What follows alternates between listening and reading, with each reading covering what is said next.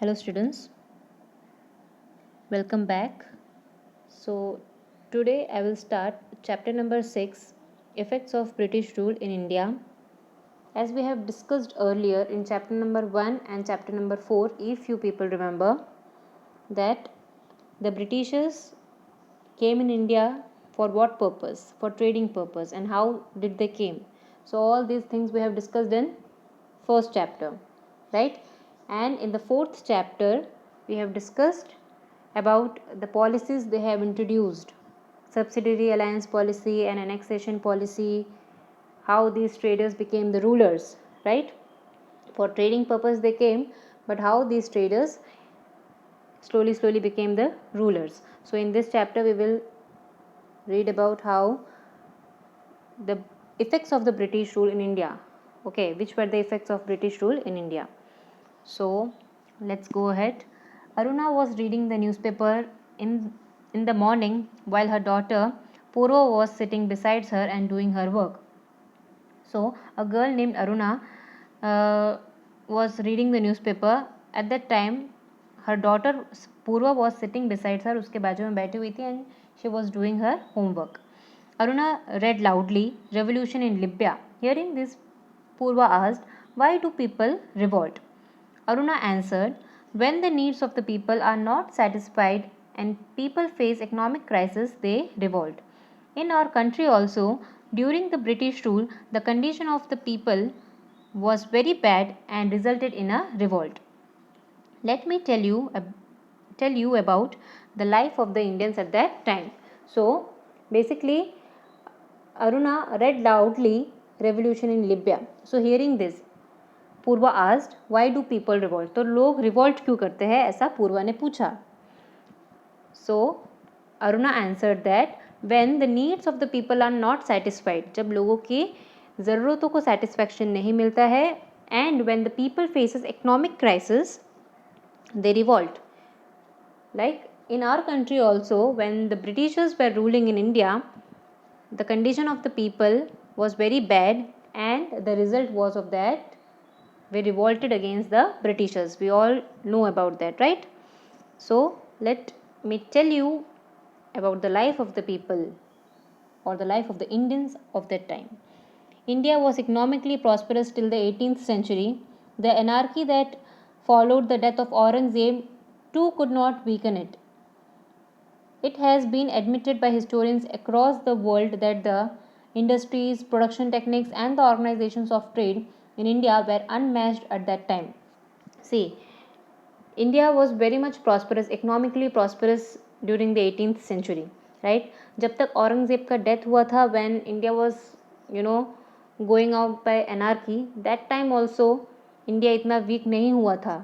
And the historians who have searched about our history has also admitted that our country was one of the leading countries of that time. Means industries, production techniques, and the organization of trade of India were unmatched.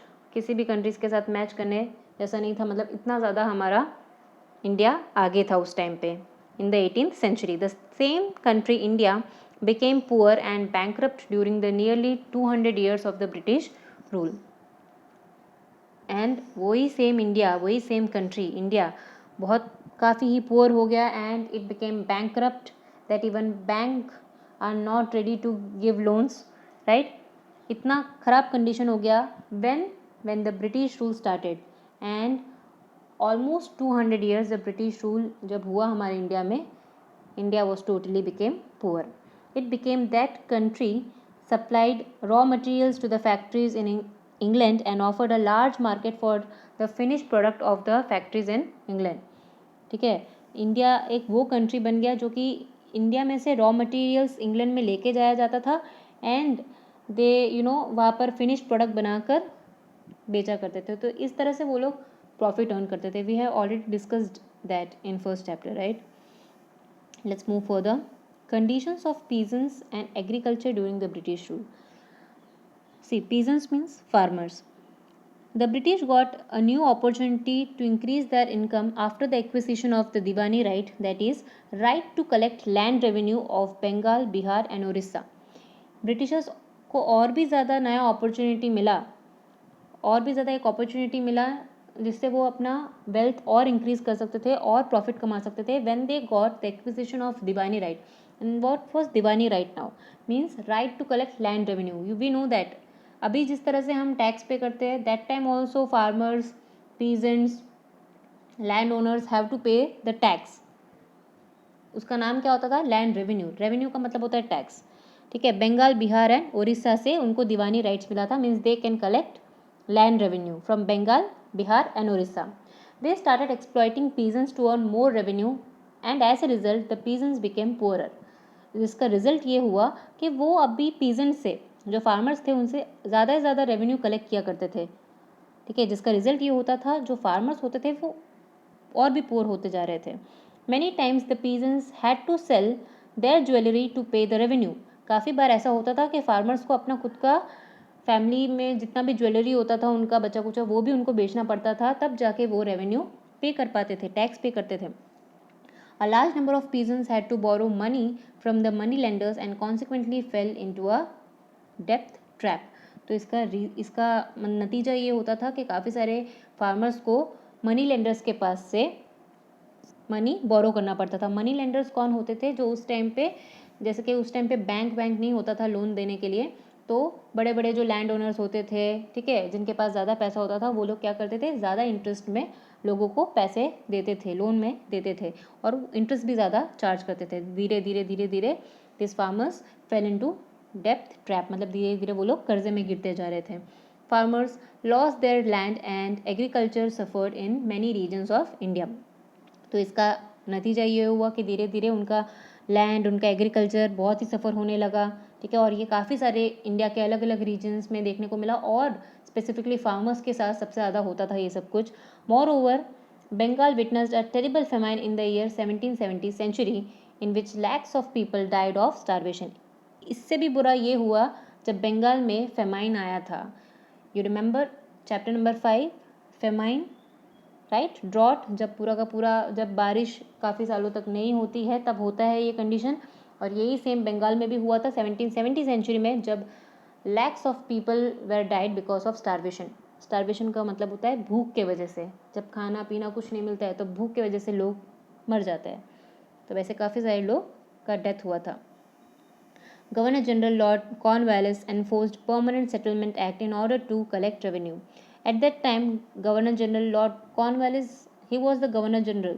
Okay, so he enforced one more policy, and that was Permanent Settlement Act in order to collect revenue. Revenue collect करने के लिए उन्होंने एक act पास किया था, and that was Permanent Settlement Act. As per this act, the company fixed the revenue on an annual basis.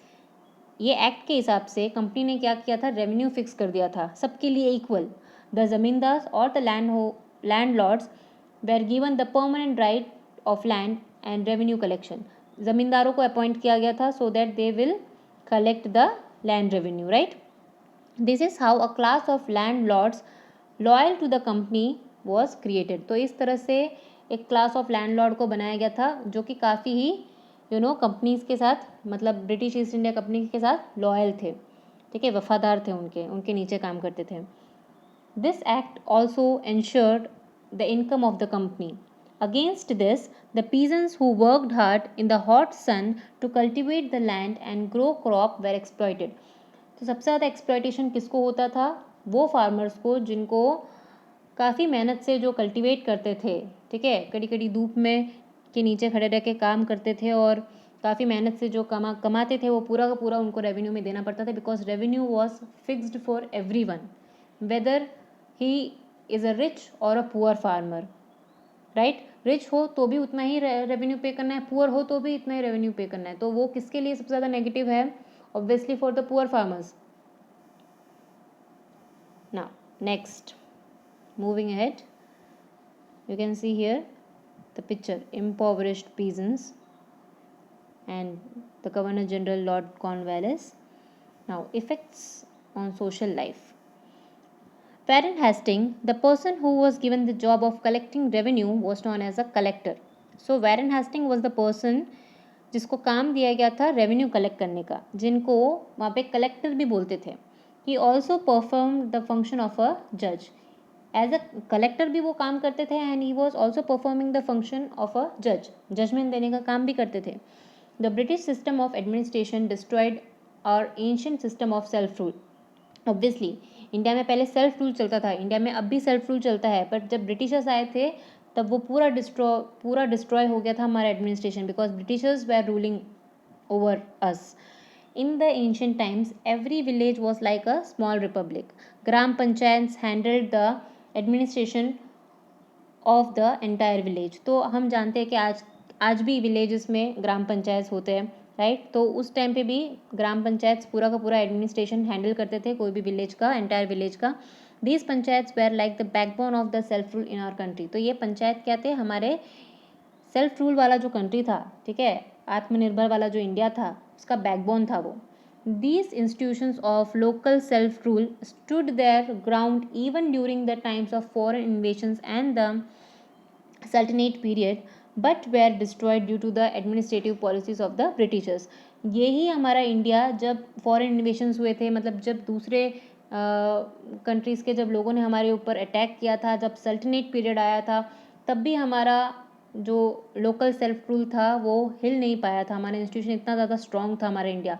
But जब धीरे धीरे ब्रिटिशर्स आए और जब धीरे धीरे उन्होंने हमारे एडमिनिस्ट्रेशन पॉलिसीज़ को डिस्ट्रॉय करना शुरू किया, तब जाके हमारा जो सेल्फ रूल था वो धीरे धीरे कम होता गया और देखते देखते ख़त्म हो गया. The policy of social reforms by the company made people feel insecure and suspicious. We have already discussed that. Subsidiary alliance policy, annexation policy, ये सारे जितने भी पॉलिसीज़ थे ना, वो हम इंडियंस को इनसिक्योर फील करवाते थे, राइट. सस्पिशियस, हमको शक होता था ब्रिटिशर्स के ऊपर कि सीरियसली ये जो भी पॉलिसीज़ वो इंट्रोड्यूस कर रहे हैं वो हमारे बेनिफिट है या नहीं है. They felt that the government was trying to convert them to Christianity and destroy the Indian culture and religion forever. तो काफ़ी सारे इंडियंस को ऐसा लगता था कि ब्रिटिशर्स के जितने भी पॉलिसीज़ है, एजुकेशन, इंग्लिश एजुकेशन को फैलाना, ये सब कुछ जो है वो क्या करना चाहते हैं, हमारे कल्चर को डिस्ट्रॉय करना चाहते हैं, हमको क्रिश्चियनिटी में कन्वर्ट करवाना चाहते हैं. तो इस तरह का एक माइंड, सस्पिशियस माइंड हो गया था उस टाइम पे इंडियंस का. People believed that the Indian social system was deliberately undermined in the railways and military. इसके अलावा लोगों को काफ़ी ऐसा लगता था कि रेलवेज़ में और मिलिट्रीज़ में ऐसे काफ़ी सारे जो बड़े बड़े पोस्ट होते थे, वहाँ पे सब जगह पे ब्रिटिश के ऑफिसर्स होते थे other than Indians. An order was passed in Agra that every Indian had to salute the British. और उसी टाइम पे एक ऑर्डर पास हुआ था आगरा में that whenever a British officer is passing by, every Indian had to salute them.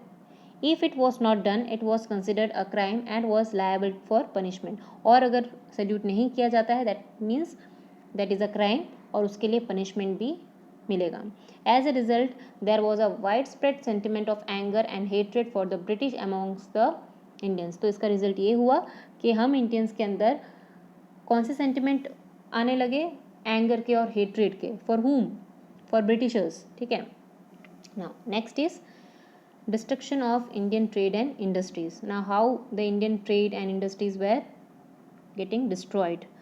The handlooms of India supplied textiles to the markets of Asia and Europe. हमारे जो Indian handlooms थे वो export भी करते थे, ऑब्वियसली एशिया में और Europe में सब एक्सपोर्ट भी चलता था हमारा. The traders from the European countries use to come to India to purchase commodities. We know that European countries, they trade as the traders, they came into India and purchased the raw materials or the commodities from India. The Indian made jute, silk, woolen and cotton textiles were in high demand in the European markets. In the first chapter only we have discussed that, right. Many of the spices and many of like silk, cotton, jute, woolen, these all were in high demand in European market, European countries. The soft and delicate muslin of Dhaka was world famous. Especially muslin is a kind of cloth like silk type का जो cloth था, soft and delicate, it was very much world famous. Apart from textiles, commodities such as salt, saltpeter, sugar, etc. were exported in exchange of tremendous amount of bullion, that is gold and silver. Apart from textiles means jute, cotton, ये सब तो होता ही था. Other than that, spices like salt, saltpeter, sugar, all these also we were exporting. मतलब इतना ज़्यादा billions में होता था, गोल्ड एंड सिल्वर में होता था, right, transactions all. So let's, this is the part 1 of chapter number 6. Hope you have understood. I will be back soon with part 2 of this chapter. Thank you.